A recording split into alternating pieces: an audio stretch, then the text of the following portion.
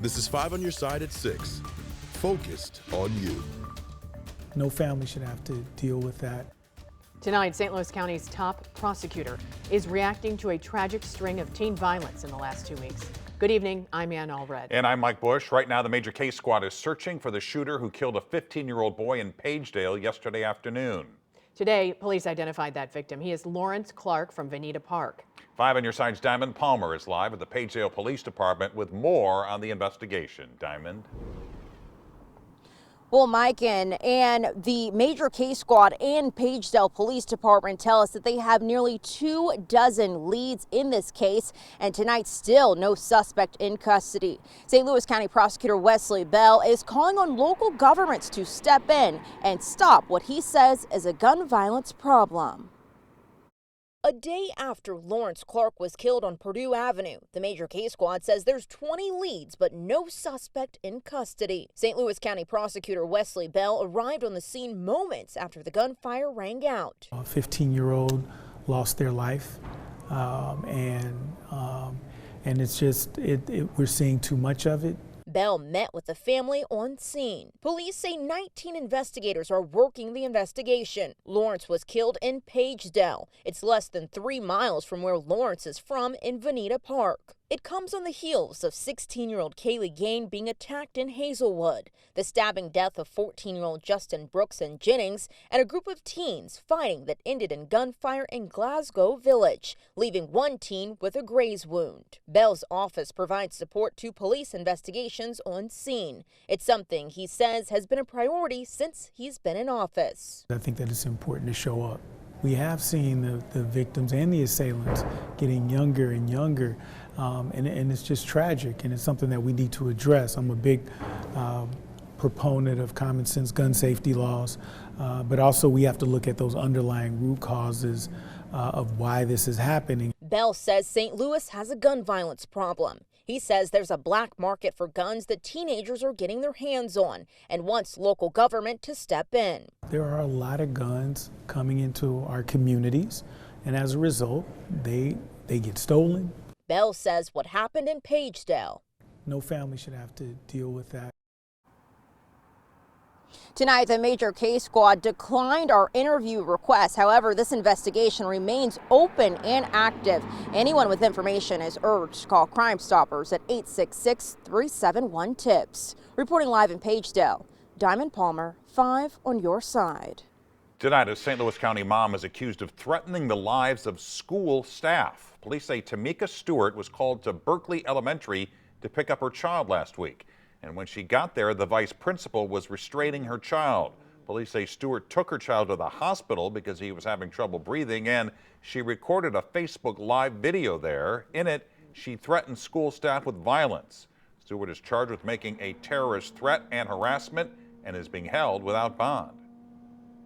It's just such a traumatic, tragic event, and at this time, we're hoping that this young lady is okay. And I know my client wants everyone to know that. Tonight, an exclusive interview with the attorney of a 15-year-old girl accused in a brutal beating. We're learning more about what's next for the suspect accused of assaulting a 16-year-old Hazelwood East student and leaving her in a coma. As Christine Byers reports, the attorney says her background will be a factor in the decision to charge her as an adult for this crime. Kaylee Gaines' family released a statement saying she has been unconscious since the March 8th fight. This still image from the cell phone video of the attack went viral. Even Missouri Attorney General Andrew Bailey told 5 on Your Side the suspect should be charged as an adult immediately. When you have teens who should know better, who do know better, and they're committing adult crimes, there needs to be adult punishment. Greg Smith is that suspect's attorney. 5 on Your Side is not naming her because she hasn't been charged as an adult.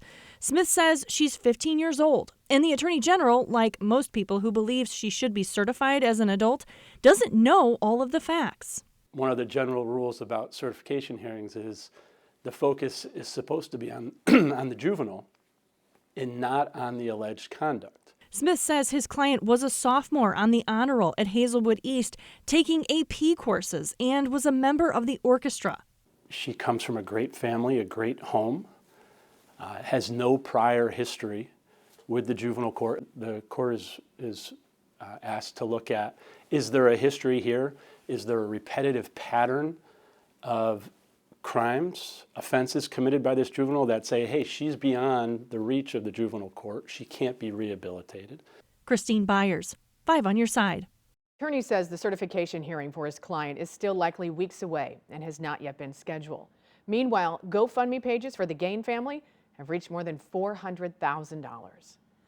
Well, March is Severe Weather Preparedness Month, and one Metro East community is taking steps to ensure its residents and hundreds of people who work there are safe from storms. 5 on your side's Holden Kerwicki joins us live in Pontoon Beach with details. Holden? Well, Mike, when a tornado struck an Amazon warehouse outside of Pontoon Beach in 2021, many of the workers said the only notice that they got that there was severe weather in the area was on their phones. That's why town leaders are implementing a new system that they believe will save lives. December 10th, 2021 is a day that Pontoon Beach Police Chief Chris Modruzik will never forget. I ran out my house.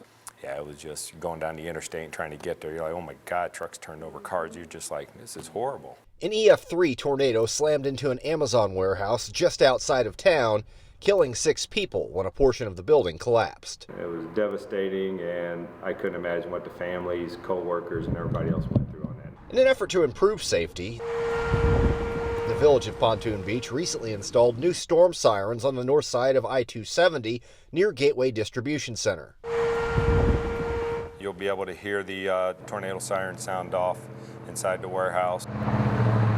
To add an additional layer of safety, the city provided 5 portable alert systems that will be installed inside each warehouse that can be activated by the mayor, fire chief, or police chief remotely in the event of severe weather, saving valuable time. With the tornadoes, I mean, it's, man, anything we could do. I mean, it might save one person's life. It might save everybody's, you know, you don't know. North Point Development, which owns and manages many of the warehouses in Pontoon Beach, including the ones that you see behind me, have already committed to putting those portable alert systems in each of their buildings. Reporting live in Pontoon Beach, Holden Kerwicki, 5 on your side. Legislation that would help local victims of radiation exposure was left out of the House spending bill today. It's called RECA, or Radiation Exposure Compensation Act.